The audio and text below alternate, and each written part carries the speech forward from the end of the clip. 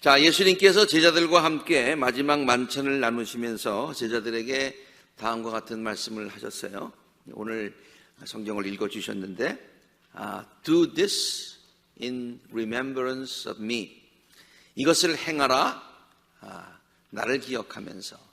나를 기억하면서 이것을 행하라는 말로도 해석할 수 있고 나를 기억하기 위해서 이것을 행하라 라는 뜻으로 이해할 수도 있겠습니다.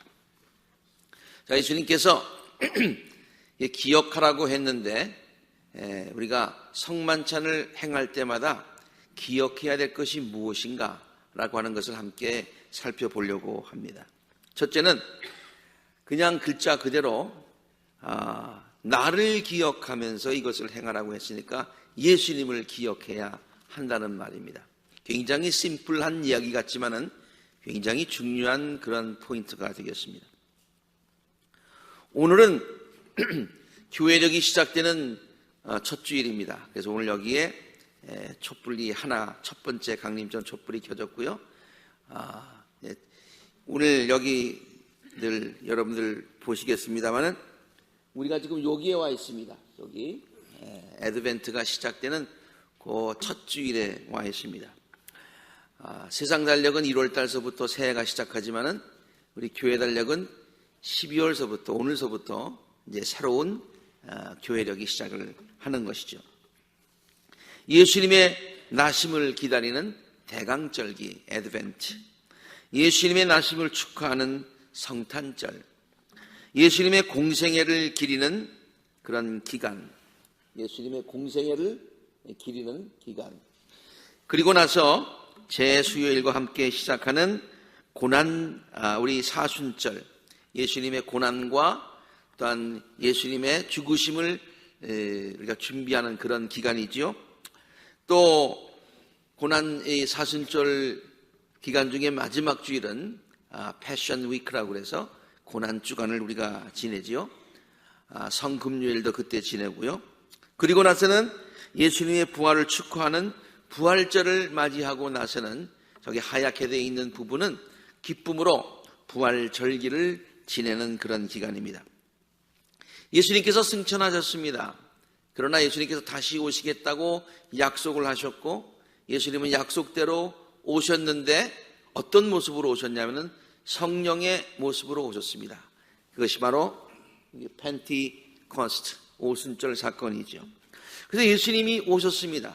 그래서 나머지 이 모든 기간들 1년의 반이 넘는 이 기간들은 성령의 모습으로 오신 예수님과 함께 동행하는 그런 기간이지요.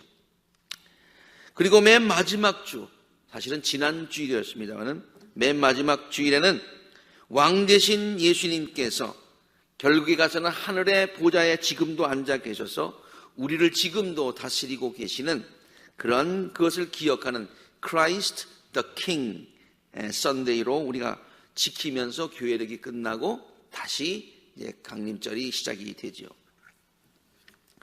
자, 우리 전체의 그 교회력을 보았습니다만 예수님의 나심을 중심으로 해서 쭉 해서 예수님이 결국 하늘 보좌에 다시 앉으시는 그걸로 예수님의 생 전체, 삶 전체를 중심으로 교회력이 짜졌다 해요. 왜 그렇게 했을까? 그 이유는요, 전통적으로 교회가 성도들로 하여금 예수님의 생애를 기억하면서 예수님과 하루하루 동행하면서 또 예수님을 기억하면서 예수님과 동행하게 하는 예수님과 동행의 삶을 살게 도와주도록 그렇게 교회력을 만든 것이죠. 그래서 오늘 교회력이 시작되었다고 하는 의미는요, 새롭게 시작하는 한 해에도 예수님과 동행하기 위한 첫 발을 내디뎠다라는 것을 우리가 확인하고 기억해야 된다는 그런 뜻이 있는 것이죠. 오늘 우리가 성만찬을 행하는 이유가 바로 여기에 있습니다. 우리와 동행하고 계신 분, 지금도 동행하고 계신 분이 누군가? 예수님이란 사실이죠. 또 앞으로 우리들과 계속해서 동행하여 주실 분이 누구신가? 예수님이라는 얘기죠. 또 우리가 우리의 삶을 혼자 가지 않고 반드시 누구와 동행해야 되는가? 그분이 바로 예수님이라고 하는 사실이에요. 그래서 오늘 예수님의 몸과 피를 대하면서 예수님께서 이것을 행할 때마다 나를 기억하라 하였는데, 오늘 예수님의 피와 살을 대하면서 지금까지 동행하신 분이 예수님인 것을 확인하고, 그리고 또 앞으로의 나의 삶에 동행하실 분이 예수님이심을 고백하고 붙들고 결단하는 그와 같은 귀한 주일이다. 우리가 성만찬을 하면서 오늘 이것을 꼭 기억하실 수 있게 되기를 바랍니다. 두 번째로, 예수님께서 이것을 행할 때마다 나를 기억하라 하였는데요, 예수님 당신 자신을 기억할 뿐만 아니라 예수님이 우리들에게 보여주신 그 사랑을 기억하라, 그 희생을 기억하라, 그런 말씀이 되겠어요. 예수님께서 십자가에서 당신의 몸을 부숴주셨기 때문에 그래요. 이따가도 우리가 성만찬을 행하면서 우리가 떡을 이렇게 하면서 우리가 떡을 이렇게 브레이크 하죠. 그러면서 하는 그 예문이 있어요. 예수님께서 이 온전했던 빵이 이렇게 브레이크가 되셔서 몸을 부수셨는데, 이유는 뭐냐? 우리의 부서진 삶을 다시 온전케 하시기 위해서 당신은 몸을 부수셨다. 예수님께서 그 사실을 우리에게 기억하라는 거예요. 성만찬을 행하면서 항상 빵을 이렇게 브레이크하면서 예수님이 우리의 브레이크된 삶을 고쳐주시기 위해서 당신의 몸을 부수실 만큼 희생적으로 우리를 사랑하셨구나, 그 사실을 꼭 기억하라, 그런 얘기입니다. Do this in remembrance of my love for you, 그런 얘기죠. 이사야서는 이 사실을 다음과 같이 예언한 적이 있지요. 그가 찔림은 우리들의 허물을 인함이고 그가 상처를 입음으로써 우리가 깨끗하게 되었다고 그랬어요. 그가 징계를 받음으로써 우리가 평화를 누리게 되었고 그가 매를 맞음으로써 우리들의 아픔이 고침을 받게 되었다. 성만찬을 오늘도 행하시면서 주님께서 우리들을 위해서 우리들의 삶을 온전케 하시기 위해서 당신의 몸을 부수신 희생적인 사랑을 꼭 기억하실 수 있게 되기를 바랍니다. 세 번째로 우리가 기억해야 될 것은요, 예수님의 용납하시는 사랑입니다. 우리가 성만찬을 행할 때마다 우리 성도들이 갖고 있는 어떤 고민들이 있어요. 이해는 합니다. 그 고민이 뭐냐면, 이번 성만찬은 내가 받을 자격이 없어. 내가 그동안에 참 좀 부족한 점이 너무 많어. 이번은 내가 안 받아야 되겠어. 왜? 자격이 없으니까. 그런 생각을 하시는 분이 종종 있어요. 그러나 그런 생각 하실 필요가 전혀 없어요. 우리가 성만찬을 행하면서 예수님께서 이 사실을 꼭 기억하라고 말씀하셨는데, 그것은 뭐냐면은 무조건 우리들을 받아주시고 용납하시는 하나님의 사랑, 주님의 사랑을 기억해야 된다고 하는 것이에요. 성만찬 자리를 한번 우리가 상상해 보시기 바랍니다. 거기엔 누가 있었는가 하니 가룟 유다가 있었습니다. 가룟 유다가 누구입니까? 이미 예수님을 판 자였습니다. 그런데 그를 용납하여 주셨습니다. 내쫓지 않았어요. 그 자리에 누가 또 있었습니까? 베드로가 있었습니다. 그 베드로는 앞으로 예수님을 곧 배반할 사람입니다. 이 가룟 유다와 베드로는 바로 우리들을 표현하고 있다고 저는 생각합니다. 그 가룟 유다와 베드로를 용납하신 예수님은 가룟 유다처럼 우리가 많은 과거의 잘못을 저질렀다 하더라도 가룟 유다를 용납하셨듯이 우리를 용납하여 주시고요. 그리고 베드로처럼 이 성만찬을 받고 나가서도 앞으로 죄를 질 수 있는 가능성이 얼마든지 있는 우리들이지만은, 그러나 그럼에도 불구하고 우리들을 용납하신다고 하는 사실입니다. 우리는 성만찬을 대할 때마다 다음과 같은 고백을 하지요. 우리가 성만찬, 우리 그 지금 예문을 좀 바꿨습니다만 그 전에 있었던 예문에 이와 같은 예문이 있었던 걸 기억하실 겁니다. 우리는 예수 그리스도의 초대에 예수님이 우리를 초대하셨어요. 그래서 그 초대에 감사함으로 나아가는 거예요. 우리가 자격이 있기 때문이 아니라 예수께서 오라 하시니 순종하는 마음으로, 감사하는 마음으로 주 앞에 나아갑니다. 우리가 무슨 자격이 있거나 공로가 있기 때문이 아니라 우리가 이 시간 의로우신 하나님의 자비를 바라기 때문입니다. 이러한 무조건적으로 우리를 용납하시는 그 예수님의 사랑을 기억하시기를 바랍니다.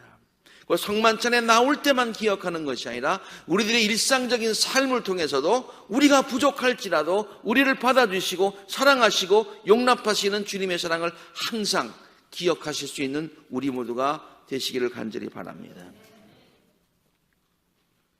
네 번째로 성만찬을 행하면서 우리가 기억해야 될 것이 있습니다. 예수님께서 꼭 기억하라고 하신 것이 있습니다. 그것이 바로 예수님이 우리들에게 주신 새 언약입니다. 누가복음 22장 20절에 예수님께서 이런 이 잔을 가지시고 축사하시고 이런 말씀을 하셨어요.